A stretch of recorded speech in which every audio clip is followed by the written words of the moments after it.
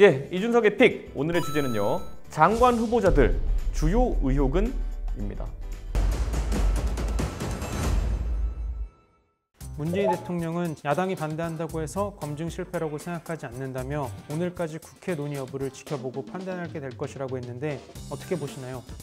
전 문재인 대통령께서 사실 지금까지 30명 가까운 장관을 그 야당의 동의 없이 임명했는데요. 글쎄요, 아무리 야당이 항상 안 좋다고 해서 안 좋은 사람은 아니다라고 하실 수는 있겠죠. 그렇다 해도 야당이 그러면 지적했던 30명의 장관들이 문재인 정부 내내 그러면 괜찮은 장관들이었는지 묻고 싶습니다. 야당의 반대를 뚫고 임명된 장관들, 부동산 정책 제대로 했나요? 환경 정책이나 경제 정책 제대로 했나요? 저는 결국에는 야당도 어느 정도 지적할 만하니까 지적하는 부분도 있는 건데 야당이라는 이유만으로 일방통행하고 다 무시하셨기 때문에 지금의 국정 참사가 일어나고 있는 것입니다. 그래서 저는 대통령께서 이번에 보궐선거에서 상당히 매서운 민심을 확인하셨음에도 불구하고 그냥 야당은 야당이니까 반대하는 거다, 뭐 이런 식으로 인식하고 계신다는 것이 놀라웠고, 이번에 문제가 제기된 그 후보자들 같은 경우에도 진짜 문제가 있으니까 야당이 지적하는 겁니다. 그렇기 때문에 조금은 더 자세를 낮추고 국민들에게 말씀하셨으면 어땠을까 하는 안타까움이 있습니다. 김부겸 총리 후보자에게 제기된 문제로는 어떤 것이 있을까요? 이번에 청문회 자리에 김부겸 후보자가 다른 질문에는 상당히 좀 유한 자세로 답변을 하고 성찰하는 자세로 답변했는데, 이 라임 펀드 관련된 특혜 의혹이 나올 때마다 굉장히 격한 반응을 보였고요. 그 라임 펀드라는 것이 이제 사실 행자부 장관을 김부겸 후보가 지낼 때 이런 설정이 이루어졌는데, 뭐 이게 여러 가지 수수료면도 그렇고요, 뭐 환매 시에도 그렇고 여러 가지 혜택이 이제 있는 것으로 알려졌는데, 이게 일반 투자자들한테는 제공되지 않는 혜택들이 있다는 거죠. 근데 이것을 뭐 설정하는 시기에 행자부 장관이었기 때문에 어떤 로비의 성격이 있는 것이 아니냐, 이렇게 저희는 지적했던 것이고, 뭐 저라고 뭐 세부적인 내용을 잘 알겠습니까마는 여러분 잘 아시는 김경률 회계사 이분께서 청문회 자리에서 조수진 의원과 질문 답변하는 과정 속에서 본인이 회계사적인 관점에서 본다 하더라도 이것은 상당한 특혜가 있는 펀드다라는 것을 이야기하셨고요. 라임 사태 피해자분들이 많으십니다. 이분들이 봤을 때는 본인들은 일반 투자자로서 투자금 다 날리고 어쨌든 굉장히 억울해하고 있는데, 라임이라는 곳에서 일부에게만 제공되는 특별한 펀드를 따로 운영했다는 사실에 대해 가지고 굉장히 분개할 수밖에 없는, 그러니까 그분들의 정서를 자극하는 그런 내용이었기 때문에 이번에 청문회에서 지적한 것이겠죠. 저는 그래서 이 부분에 대해서는 뭐 김부겸 후보자가 굉장히 좀 낮은 자세로 임했으면 하는 생각이었는데, 이번에 의외로 이 부분에 대한 얘기가 나오면은 과도한 흠집내기다라는 식으로 반응하셔가지고 저는 좀 깜짝 놀랐습니다. 노영우 국토교통부 장관 후보자에게 제기된 문제로는 어떤 것이 있나요? 이게 과거에 청와대 대변인을 지냈던 김의겸 현재 의원이죠. 김의겸 의원이 관사에 살면서 영끌이라고 하죠. 모든 자금을 끌어모아가지고 흑석동에 있는 재개발 상가 주택을 샀기 때문에 그때 문제가 됐었거든요. 그런데 그런 것을 다시 연상시키는 관사 재테크 아니냐, 이런 말이 나왔는데, 사실 세종시에 근무하면서 관사의 목적이라는 것이 원래 세종시에 거주하기 어려운 사람들을 위해서 제공되는 것일 텐데 이중 혜택을 받은 것이 아니냐, 이런 의혹이 있는 것이겠죠. 심지어 본인이 샀던 그 집이 근무처에서 관사보다 훨씬 가까운 곳에 있었음에도 불구하고 관사로 멀리 떨어진 곳에서 이제 숙식했다는 것은, 저는 이거는 약간 국민 정서에 닿지 않는 부분이 있다, 이렇게 생각하고요. 이 부분은 야당에서 강하게 지적할 수밖에 없습니다. 박준영 해수부 장관 후보자에게 제기된 문제로는 어떤 것이 있나요? 뭐 저희 당에서 청문회 준비하는 보좌진이나 이런 사람들이 의뢰 당연히 그냥 들어가 보는 검증 절차로 배우자의 인스타그램에 들어가 가지고 확인하는 도중에 다량의 이런 도자기와 이런 샹들리에 같은 것들을 판매용으로 이제 올린 것을 이제 발견하게 되고, 이게 어떤 일인가, 이분이 무슨 뭐 수입상을 하시나 이렇게 알아봤더니만은 과거에 이제 해외 공간에서 근무하고 돌아온 이삿짐 속에 이런 엄청난 양의 도자기와 샹들리에 같은 것들을 같이 가져오신 것이죠. 그렇기 때문에 이것이 밀수 아니냐라는 이제 의혹이 있었던 것이고, 박준영 후보자 측에서는 당연히 이게 뭐 실사용 목적이었다 이렇게 이야기를 하시겠지만은 그 양이 너무 과했고요. 그리고 무엇보다 샹들리에가 7개인가 8개인가 나왔다고 하는데 이게 납득이 안 갔기 때문에 거센 어쨌든 민심의 역풍이 불었다 이렇게 볼 수 있는 거고요. 저희 잘 생각해 보면요, 젊은 사람들이 요즘 해외 직구 같은 것들 많이 사용합니다. 젊은 사람들이 만약에 해외 직구를 뭐 미국이나 이런 중국 같은 데서 물건을 사게 되면요, 통관을 할 때 개인 통관이라는 그런 절차가 있습니다. 이걸 통해 직구할 때요, 원칙이 뭐냐면은 실사용 목적이기 때문에 같은 물품을 두세 개씩 사면 안 돼요.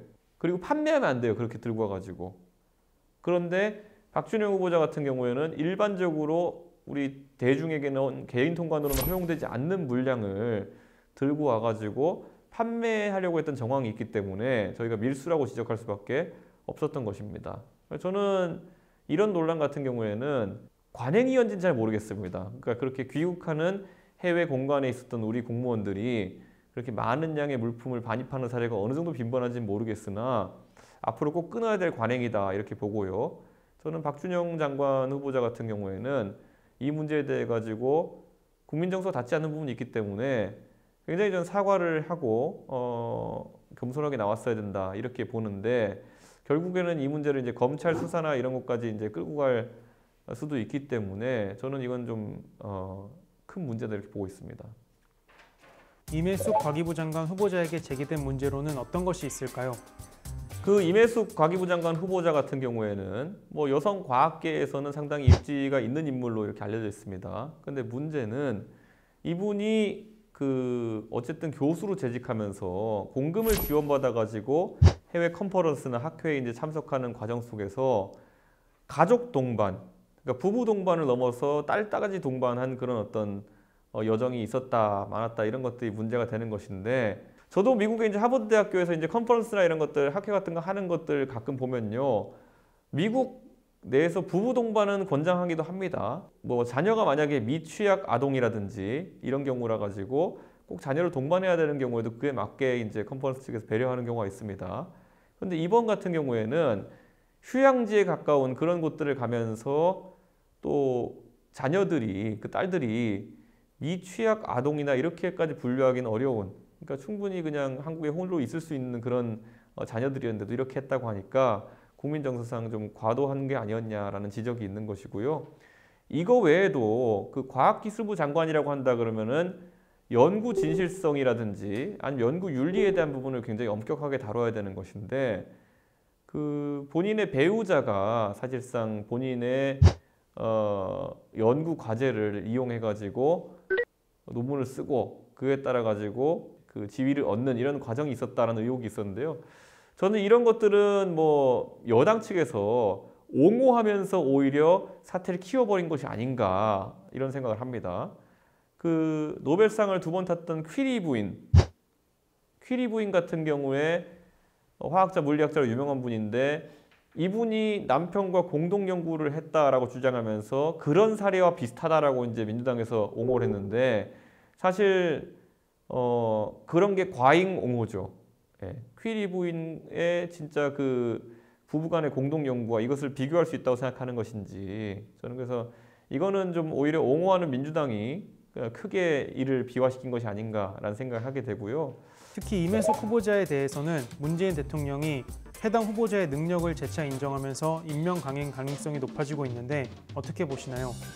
저는 임혜숙 후보자가 임명이 된다 하더라도 합리적인 이유였으면 좋겠습니다. 강훈식 의원님이 라디오 나오셔가지고 여성 장관을 찾는 것이 쉬운 일이 아니다. 그렇기 때문에 임혜숙 후보자 같은 경우에는 안타까운 측면이 있다. 이렇게 얘기하면서 사실상 임혜숙 후보자를 살리고 박준영 후보자를 낙마시키겠다는 의지가 거의 보이는 그런 발언을 하신 그런 적이 있는데, 저는 이렇게 생각합니다. 제가 박준영 후보자를 비판하면서도 이분이 뭐 좀 밀수라고 의심될 수 있을 만한 일을 했기 때문에 비판하는 거지, 이분은 어쨌든 대한민국에서 공무원으로서 20, 30년 동안 큰 문제 없이 근무해 오시면서 나라를 위해 일했던 그런 분이거든요.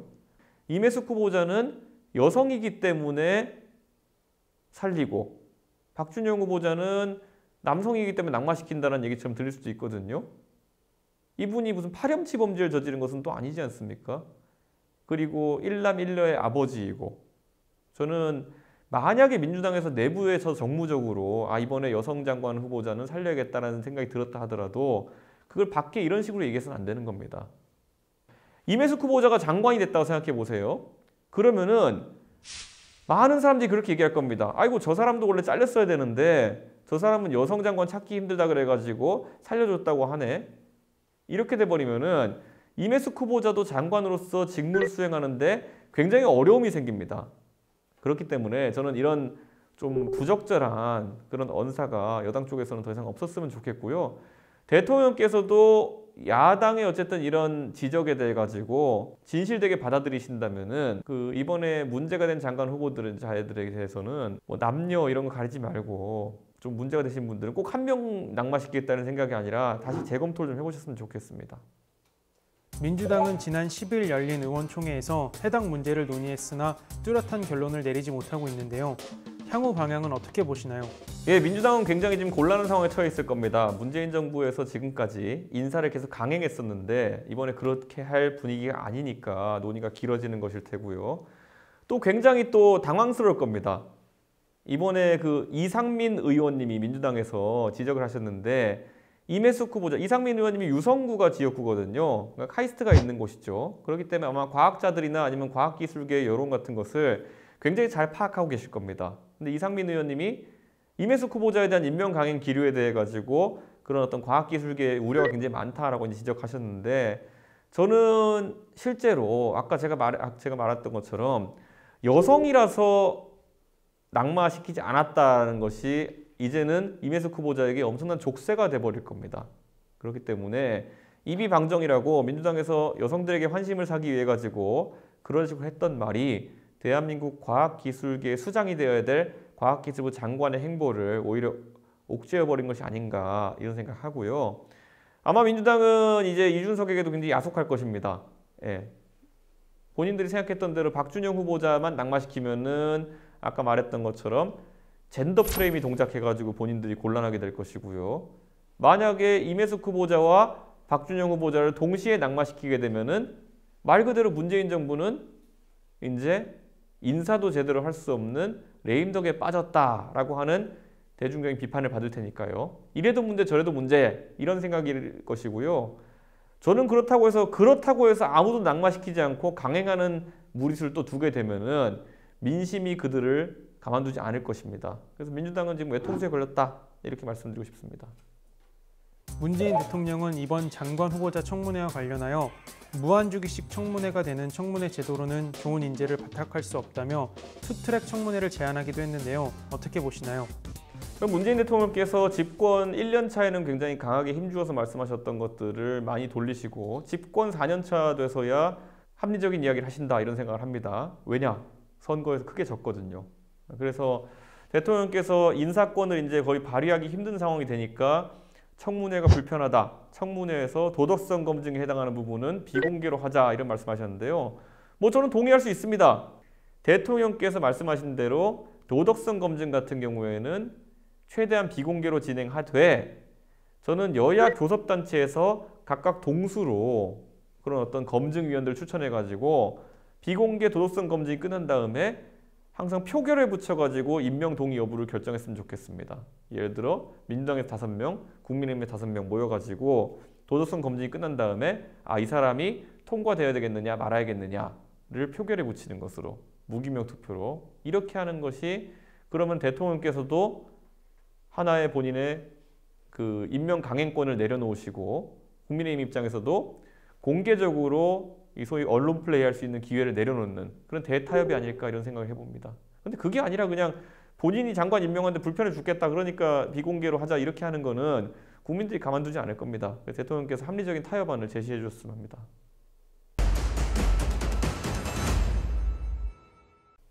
네, 이준석의 픽 오늘 한 줄 평은 어디서 이런 사람들만 나오는 건지입니다.